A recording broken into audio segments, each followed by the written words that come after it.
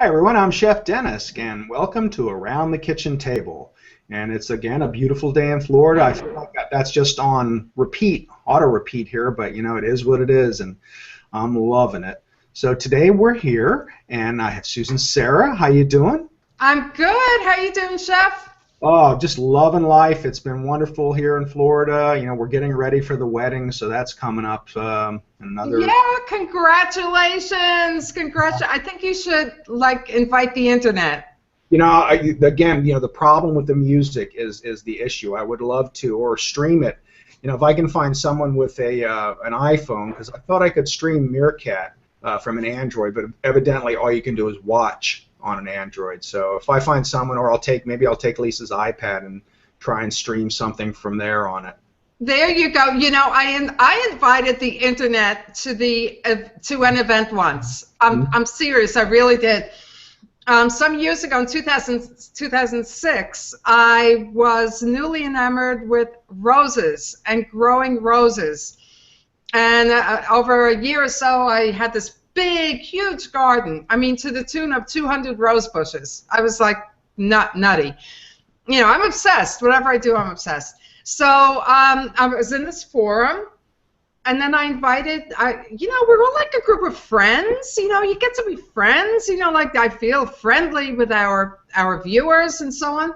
So I invited them to and this is the early days. Actually, it was like 2003. These were the early days. So I put the invitation out there, and I didn't put my address, but after I did it, and people came from Texas. Wow. And stayed over my house. And I'm thinking, I just invited the internet to my house. You know, and this was the early days of you know, the Wild Wild West. So, you know, don't invite the internet. No. Yeah, well, I think in the early days it possibly was a little less dangerous because the people that were on were earnestly, you know, these pioneers of the internet that weren't the trolls. I mean, I'm sure there were some in there still, but weren't those people that you had to be worried about as much. So. Yeah. Yeah, I know. It's like the 60s when we used to roam the neighborhoods, when little kids used to roam the neighborhoods with their friends. Yeah, the good old days, huh? Funny. Oh my goodness. Yeah, so I went to the Architectural Digest show in New York last week, which is a big, I'm not sure if you've heard of it, but it's a big event. In fact, it's the largest luxury home show in the country. Very, very huge. And they have a beautiful presence of kitchen and bath brands. And so I'm going to give you a little slideshow on what I saw there and some trends and appliances and things like that. So that'll be fun. Wow, that's great. Take us with you next time. That would have been fun to walk through. Yeah. Yeah. So what's new with you? Not a whole lot. Like I said, just getting ready for the wedding. Doing some work around the house, making, you know, everything. When you have a house, everything's kind of done in steps. When events happen or you plan a party, that's when you hurry to get the next set of things done. So sometimes it's good to plan these events like every 3 to 6 months so you get done in the house what you've been putting off. Yeah. Yep, that's true. So, you know, little by little. But that's the journey. My husband and I, that's all we've done our whole I was going to say career, our whole lives in our homes is just going from one project to another, a whole lot of DIY in our case. And even this new house we moved in November, it's kind of just what we do, you know? So it's a good thing. Well, DIY is always good because, number one, you save money, and number two, it makes it more yours. It makes it more personal. Yeah, that's for sure. That's the same with food. You know, you can order out all the time, but when you take the time to make it yourself, it's more personal. You're putting part of yourself into it. And whenever you do that, that's adding love. Yeah, it really is. It's an expression. It's such a personal expression. I love that you're saying that. It's such a link from, and that's why what we do, you know, me talking design and you talking food, it's absolutely the same. Oh, yeah. Anything that we have a passion about and that we can we can translate into what we do in our everyday lives is a good thing. And there's so many other things you can add to this mixture that people can give you of their personal talents to just not only enrich your lives but bring you closer with the bonds that you get from sharing something like that. Absolutely, absolutely. So we have a new twist on your normal type of, well, actually everything is different. So today looks interesting.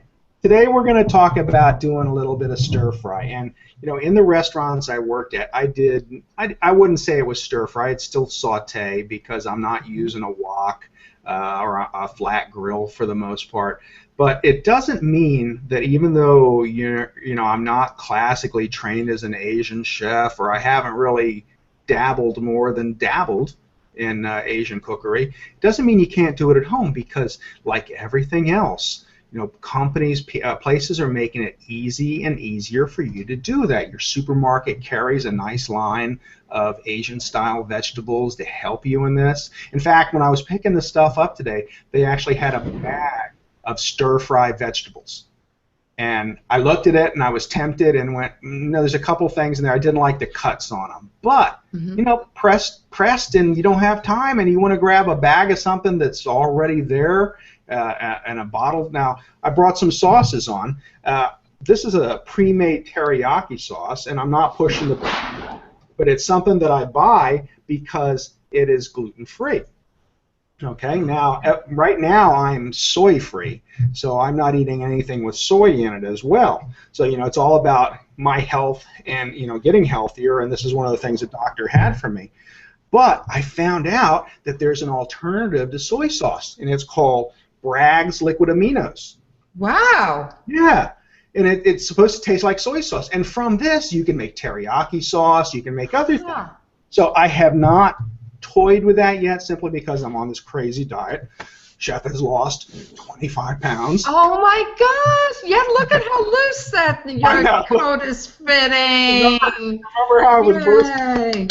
So I've lost 25 pounds on it. I'm trying, like I said, I've been exercising, trying to get my health back. So stir fry, if you want to eat healthier, stir fry is actually a really great way to go. Yeah. Now, you can use olive oil. I did get some sesame oil today just because, I want to be a little bit more authentic. And it's dripping down my hand. Had it open. Okay.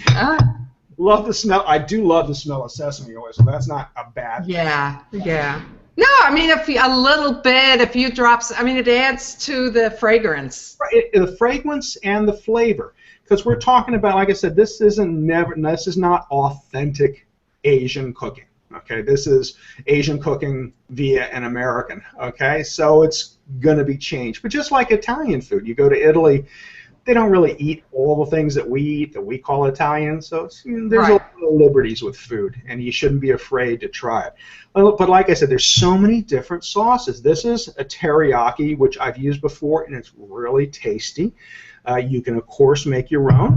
There is also General Tso's. They have sweet and sours. There's a lot of things you can play with, and a lot of different kinds of noodles that you can play with to make some really fun dishes. And now, what would you say you should look at, say, in the ingredients label? Well, when you look in the ingredients, I have not found organic ones. There may be some. I would look for organics. But this is saying tamari soy sauce, which is really a stronger soy as far as I know. I actually have some tamari here as well, and it's gluten-free. And it's a lot more flavorful. And then this has got organic sugar, honey, sake, apple cider vinegar, garlic puree, rice vinegar, ginger puree, plum juice, and there's a little yeast, some canola oil, spices, arrowroot, and xanthan gum. So actually, all in all, this has got nothing I can't pronounce. Yeah. Not a lot of chemicals. So this is not looking like no artificial preservatives or additives. So this is not looking like a bad brand. And I'm not getting anything from any of these places I'm mentioning. This is just Chef Dennis shopping. Right. Trying to buy products that are good, healthier. Yeah. If you're really on a strict healthy diet, this might not be something you want to use. But if you going to splurge every now and then. You know, and then also on the back of the label, in terms of sodium and sugar, and it depends on how much you use, I would guess, too. Yes. This has got a pretty high sodium factor, but anything you eat Asian with soy in it is pretty much going to have a higher sodium factor. Yeah. Let's see what the Bragg's has, just out of curiosity. And the sodium on this is still relatively high. It's less than half of that. And let me check my soy sauce. And the soy sauce is really, really high, but we know that, right? Yes, okay. That's for sure. So this might be something for you to try. Bragg's liquid aminos. Like I said, I haven't played with it yet, but when I do, I'll make sure we do something with it. Cool. Okay, so we're going to start, and stir-frying is as simple as the vegetables you have in your house. Okay, you don't have to get crazy going out and buy a lot of them, but if you want to try and recreate something that's a little more authentic in the terms of Asian style, then you want to start getting some vegetables that they might use in dishes you'd get at your favorite Chinese restaurant. And like I said, you can eat these. You can buy lo mein at the grocery store. You can buy different cellophane noodles, different kinds of things, whatever you like. Easy to cook. Serve it over that. If you're really healthy and you just want the veggies, don't put any protein in it and eat that. If you want to serve it over brown rice or quinoa or anything like that, you can serve it however you like. You can take this, not have to eat what they're giving you at that store, have it be soaked in grease or have to wait in line and not be sure of the origins or the cleanliness or anything that goes along with any time you take out, and make something nice in your own house. So what we're going to do today is we're going to start with our stir fry. And I have some ingredients set up. Let's turn my cooker on. Okay, and let me know when there's a good break for me to launch into the latest and greatest kitchen stuff. This is going to go pretty quick, so we may actually want to do that at the end. Okay. All right, so I'm going to add my oil. And again, you can use olive oil. You can use any healthy oil you want. You can use avocado oil. You can use anything that you really enjoy using. Coconut oil. And I've used coconut oil. I actually do like coconut oil, and I've used that even for my buffalo sauce. And it doesn't quite thicken up when it's hot as much. But you can't even tell there's coconut oil instead of butter. Oh, wow. Yeah, I know. I was amazed. I was like, I've been reading about coconut oil and coconut. I don't know. The coconut seems to be in the food news now, doesn't it? There's coconut flour. There's coconut sugar that's lower in glycemic for you, and I do have some of that. I just haven't been baking. So I'm going to throw in the things that are going to cook a little more, like garlic. Is going to go in first. I'm going to saute that. These snap peas I have. Now, most Asian cooking, you're going to see the flat peas, but these are the snow peas. But I like snap peas. So there's nothing to say, you can't build it the way you want to build it. Love it. And when I go to Trader Joe's, I get the frozen bags of edamame. Mm-hmm. They're great in stir fry. Yeah. So I'm throwing in some shiitake mushrooms, and you could use regular mushrooms, portobellos, anything you like. Yeah. I'm throwing broccoli. And the one thing you want to notice about broccoli is that usually when you get an Asian dish, they're a little small. So you just want to break the big pieces up into smaller pieces. Simple. Now, carrots are going to take a little bit of time, too, so they're going in here first.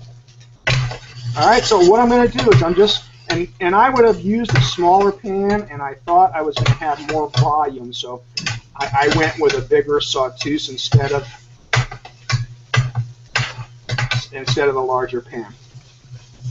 Now, if I was on gas and I had something like this, I could actually move it off the heat or on a flat top.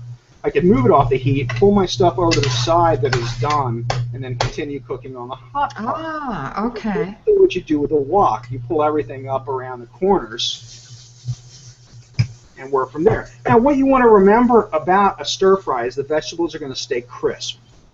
All right, so you don't want to overcook anything. So now I'm putting in some red pepper, and I cut it in long strands to make it look, because again, you're eating with your eyes. You're eating color, you're eating freshness, and you're eating shape. So you want to have some variety in shapes. And I love it because the texture and the color, it all contributes to, to the interest of the oh, dish. absolutely. And now I'm going to add in some bok choy, which is lovely, fresh. Nice. And that's when you're always thinking there's pieces of celery, big pieces of celery in your Chinese food. It's bok choy, because that's kind of what it looks like. Hey. You know, so I'm just stir frying this up. And again, you know, if you like your vegetables a little more on the raw side, you keep your cooking down to a minimum. Now I'm going to add in some shrimp, because this is going to be a shrimp stir fry, because we know Chef loves shrimp. Yeah. Good Gulf shrimp are a wonderful thing. So now we're just going to put them in. I'm going to put them in the middle, move all the vegetables off the side. Try to get them coated in a little oil, but I don't know if I got enough. You know, I love that. I always love what mushrooms bring to a dish because it brings a sort of savory, like I don't know, some kind of substance, a savory substance. I love it. You know, mushrooms are such a wonderful addition to any dish because they're low in calories, because they're high in water content. They also fill up a plate, and they add, you know, they're an inexpensive option to increase the amount of what you're eating. So mushrooms for me are like a perfect food because you can add them into what you're eating, and they're healthy. They're on the clean 15, so you don't have to worry about buying organic mushrooms. You know, and most of these other vegetables that I bought are organic because you have to really be careful what you put in your body. Yeah, and you buy what you can. And there's a list out there. I think we talked about it before, the Dirty Dozen and the Clean 15. And yeah, we have to review that. I don't think we went over it in detail in this show, so I definitely want to hear that. well, the Dirty Dozen are vegetables you should always buy organic, you know, whenever you possibly can. And the Clean 15 is a list of vegetables that are safe not to buy organic, because let's face it, organic vegetables are a little more expensive, and you know it's not always feasible to buy everything organic just because of cost. So let's see what here we go, and we have some bean sprouts. Now again, you know, this is your stir fry, so you know it could have been asparagus and mushrooms, it could have been broccoli, just broccoli. You know, if you want a broccoli stir fry, if you want to add in something else that you like. But again, remember, if you're making for a lot of people, their eyes. So this is basically done. You could season it with a little soy sauce, or you could just season it with some salt and pepper and go from there. I'm putting a little crushed red pepper in here. All right. I was wondering about the seasonings, if you know, there are other sauces or seasonings or, you know, that you would put in. Tamari is, like I said, is your typical, or soy sauce is your typical, but we saw how much sodium is in there. So there's actually less sodium in this sauce here, the teriyaki sauce. So if I want to keep it pretty and plain and simple, I'll just probably salt, pepper it, and maybe even add a little vinegar to it, a little rice vinegar. But in essence, it's done. You can use any of those sauces to add to it. And I hate to add them to it right now because it is so pretty. It is. It just looks great. Yeah. So if I would, you know what? It also looks easy to eat. You know, sometimes you have these things that are so big or too small, or that seems very easy to eat. oh yeah.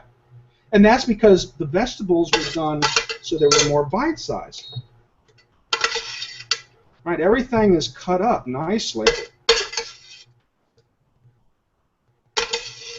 Wow. I mean, this is done in record time. This is record time. Wow. This is one of those cases where it's almost going to take you longer to cut the vegetables up than it is to cook. And this is basically a stir fry, you know, that you've made up. There's shrimp. You can make, it looks pretty right there. That looks great. Let's see the dish in the full camera. Let's see. Oh my gosh, that looks great. A little over a bit. Yeah. Oh, that looks nice. Wow. That looks fantastic. I can't believe it. Yep. And So, like I said, now if you want to wow. add a little soy sauce to it, if that's what the flavor you enjoy, let's say you're trying to be a little more healthy, but your spouse Uh-huh. is like throwing caution to the wind, and like Lisa loves her soy sauce. And so I might not really want those flavors. I might want the flavors of all these wonderful crisp vegetables. And you see how they still are crisp. I mean, Oh, yeah. right? Wow, that's terrific. Now, what about something like what about something like brown rice Oh, yeah. as an accompaniment? Sure. This is where we talked about whatever you want to serve it on is fine. If you want to serve it on brown rice, if you want to serve it on white rice, it's easy to do. If you want to make up some fried rice, and we can do that another show, because fried rice is really pretty simple, and it's something you can make really relatively easy at home. So, like I said, this is a great dish. If you want to take it sweet and sour, you can add some of the pre-made of that sauce. You can use the teriyaki sauce. You can use General Tso's would be different, but or you can just build a little sauce out of. There's oyster sauce at the store. There is. Yeah, hoisin sauce. You know what I like about that dish too, Chef? Kids can get involved with the prep, with choosing colors, with mixing. I think that's a terrific dish for kids, and it's so healthy. Oh So yeah, I it love is, that. and that's because and if you don't want to use the sesame oil, let's say people, well, if you have a nut allergy, a sesame allergy too, you have to be careful. But if people are just not that keen on the taste, use olive oil. And in most instances, when I was making large batches of this at school, I would use olive oil. I would just use and garlic. And now I didn't put any ginger in this. Oh, Ginger is yeah. wonderful because I forgot to get it this morning. But it's not a deal breaker either because some people just aren't as fond of ginger. But just like I put the garlic in sliced, you could put some nice slices of ginger in there and saute it, and that really will give it a wonderful flavor, and it actually adds some heat to it because the raw ginger cooked like that is a little hot, but ginger's got some wonderful healing properties as well as garlic does. That's so great. I don't have the comment tracker up, but I do have the other another browser up with the comments, and so let's take a couple of comments. Okay. Richard Clarkson is saying 5-spice powder, fish sauce, sesame oil, and sesame seeds. Wow, these are good additions. A light version of soy sauce are spices that he uses. Yep, they do, and look for them. And there are a lot of gluten-free soy sauces as well if you're looking for those. So just be a little diligent on the labels. But 5-spice powder is wonderful. You just when you're using a new spice, I always caution just to be wary of it because it may add a little more than you bargained for. So just watch. Mm-hmm. And Asleen, our good friend Asleen, says sesame oil flavor gets cooked away for the most part, so drizzle a little after turning the heat off. Right, and we talk about that in pretty much any of our cooking. I always say when you're done cooking, what you put in last is what you're going to taste. And so it's like Italian cooking. Drizzle the really good olive oil over the pasta afterwards. That's when you're going to taste it. Yep. Okay, so how about if we shift gears and take a look at some of the discoveries I found? Sounds good. At the AD show. Okay, that's beautiful, Chef, and we'll come right back to that in just a minute. And let's do the screen share. And here we go. Okay, so last week, as I said, I went to the Architectural Digest show. Big representation of kitchen and bath. This is from the Thermador booth, and it looks like it's in use, a steam oven, steam convection oven, and the installation is very interesting as it's above the counter, sort of handy. Old school knobs, and kind of compared with electronics. So you'll see a lot of that in the pictures I'm showing you. I gotta say, I love old school knobs. I think maybe being a chef, I'm okay with electronics, but knobs do it for me. Interesting, because they have been coming back in the last couple of years too. So you can actually have both. This is a picture of Thermador refrigerators, and just look at they're so super flush and built-in these days if you like that look. But then I'll show you soon something that isn't. Just a picture of a commercial range with interesting tile that many people like to have tile all over and all over their walls and so on and so forth. This is absolutely gorgeous tile. So here we have, I believe this is also Thermador, their steam oven, and there's so many selections. It will tell you how much steam you need for how long. Now I'm around the corner at the Bosch booth, and this is what their refrigerator looks like. It has LED lighting inside and beautiful, really beautiful touches inside. Super flush built in, considering that it's a generally affordable. You know, it's not a super luxury product, so it's a good value, very good value. Here we have the side handles on what just came out in Bosch ovens. Very interesting. We have a warming drawer below this Bosch oven. Beautiful, just, you know, the electronics and beautiful. And here they have paid attention to smaller appliances for, you know, city apartments and so forth, so many reasons. And this is a 3-tier 18-inch wide dishwasher. Wow. So why should only the 24-inch ones have 3 tiers and have the luxury features? So Bosch has come out with this new collection of smaller appliances, and which is there's really a need for, and they're wonderful. Flooring, I have found flooring is warm color, light colors, light warm grays, very, very light, and, you know, with sort of a natural look to the wood. Here, this is also Bosch. Side-by-side installations. It's a very European type of look, and it just looks good. Good symmetry. This is a Bosch cooktop induction, and you can actually put this grill on top of the cooktop and grill away whatever you want. It works. That's an induction accessory for, that's a grill for the induction oven? It sure is. It sure is. I saw that when I was out in California at Bosch, I think a couple of weeks ago. So here the refrigerator looks, again, super built-in refrigerator, super built-in oven, gorgeous. Again, attention to flooring, just what's happening in flooring. Now this is Thermador around the corner, and this is where I spoke before. You can put a plate on a serving, baking dish, whatever, cooking vessel, any part of the cooktop, and it will pick up the heat. It will put the heat underneath it. Anywhere. You can put it on the diagonal, you can put it rectangle, anywhere, and it will pick up the placement. So that's cool.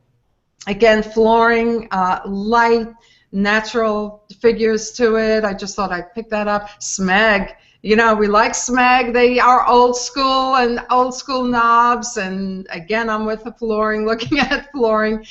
Decton, beautiful, high performance countertop. Hot. It takes heat up to 1,200 degrees. Wow. Beautiful. Yes. So take the lasagna pan out of the oven. Beautiful. More flooring. Gorgeous, gorgeous. This is a brand called True. Wine refrigeration. High-end, beautiful, and a couple more. This is interesting because it shows that although white kitchens are still very popular, we're not so fussy with the details, and it's a cleaner look, but still traditional. So this is Rut cabinetry, gorgeous. Now look at the over here where I have the mouse, and then I will show you it slides. Oh. It slides open. You have a whole view, whole panel that slides open.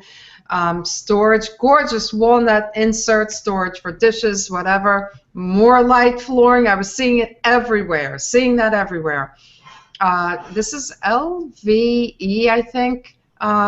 Italian appliances, beautiful. And there we go. Smeg's retro classic refrigerator. How about that? Yeah.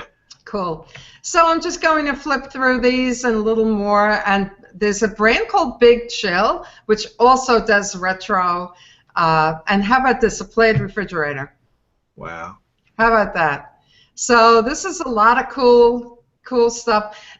Wonderful. This is a real chef's refrigerator. It's by Blue Star, very new, and it holds a whole baking sheet which rolls out. You can see it rolls out with bins below. Beautifully designed, absolutely beautifully designed. French door ovens, and here, I mean, we get to eat. You know, the chefs making amazing things, and you know, lots of great things. Oh, you just got to see this. This is an interesting sink concept. I believe it's called the gallery, and everything moves back and forth, so you can have cutting boards where you want cutting boards, and the sink is underneath where you want the sink. So it's kind of different things that are suspended. Care for an oyster? Oh, so yeah. Interesting in a table. It's a concrete table. Decor. You can control your oven from your app on your iPhone. Very, very cool. How about a wine station by Decor? Very popular. There you go. Ready to go. Wow. Ready to go. So that is really cool. Decor is great. Made in America. Just, you know, beautiful, beautiful products. And again, representation of what's happening with flooring. Interesting. There we go again. I must have been obsessed with flooring. And another traditional kitchen, which now we see cleaner lines, less, I call it frou-frou, you know, but just simpler and cleaner, and, you know, just flat, straight lines. So those are more flooring. Yeah, so that's it. So just a little glimpse of what's happening there in kitchens. You had too good of a time there. Those things are beautiful. I did. Now, what's the deal with floors? Where are we heading with flooring? You're saying lighter colors, but are we going back to real wood? Or are we still using composites? What are we doing? Well, you know, the engineered wood has come so far. And, of course, now with Lumber Liquidators, wherever I went, that issue, I said, where's it made? Where's the flooring made? So I would say look for flooring that's made in the United States or Europe. Europe has even stricter standards than we do in terms of toxicity, you know, air quality, things like that. Wide planks are seem to be wanted now. Wide wood planks. Yeah, I am seeing lighter shades, grays. People are loving the grays, but I see that as a trend. Tiles are, you know, larger format tiles, or even tiles that look like wood are. You can't even tell the difference until you step on them. So, good question. Great. So yeah, because I know I need a floor desperately in here too, and we haven't put it in. And I went back and forth whether to use real wood or, you know, some of the engineered wood. And that's a very good point you make about. And I always say that about food. Why wouldn't it hold true for other products? Where's the country of origin? Because you want to make sure you're getting a quality product. Yeah, look for it either in the U.S. to be really sure, U.S. or Europe. Mm-hmm. And you'll pay a little more, but you'll feel good. There's a reason you pay a little more. You know, it's about the quality and the assurance of where it came from, and that, you know, you have someone to stand behind it. So, you know, you can always find something cheaper, always. You know, and it's a matter of what your budget will take is the end result. But, and you know, that's why your food and my kitchens are so in sync with one another. Because who wants to cook in a kitchen that's not healthy, and who wants to cook with a kitchen with food that's not healthy? So they go hand in hand. Well, let's see if maybe I'm falling in my my idol Graham Kerr's footsteps in, because he was once the most dangerous man in America, quoted by the American Heart Association because of all the butter and cream he used. And now, since I can't eat butter and cream, you know, but maybe my cooking is going to take a turn towards like Graham's did and went really healthy. So. Yep. Well, beautiful dish, chef. Beautiful, healthy. Great for kids. It just has a check mark on everything. And again, you know, I use shrimp again because whenever I can find an excuse to use them. Not that we eat shrimp 3 or 4 times a week. Don't get me wrong, we don't. A lot of them are in my pictures because they look nice, or in my recipes. But this is a great dish. I have made this using tofu. If you can eat tofu and like tofu. I've used, this is easily done with chicken. It could be easily done with some strips of beef. Oh, good, yeah. Or a fish. You know, don't think just shrimp when you think seafood. Think any other fish you might like, and serve it with it. You could make chunks Now, a lot of times when we're doing other proteins, we'll make them in squares or pieces that you can stir fry, and it'll cook. The whole idea with the stir fry is whatever you're using, you want it to be able to cook fairly quickly. So when you cut protein for it, you want that protein to be able to sear and cook within about the time the vegetables do. So keep that in mind. If not, you want to cook it separately and then add it in almost done, partially cooked. Yeah, that makes sense. Okay, so I guess we're good. We've got a lot of nice comments, a lot of people watching, and thank you so much for being around our kitchen table today, and we'll see you soon. Bye-bye.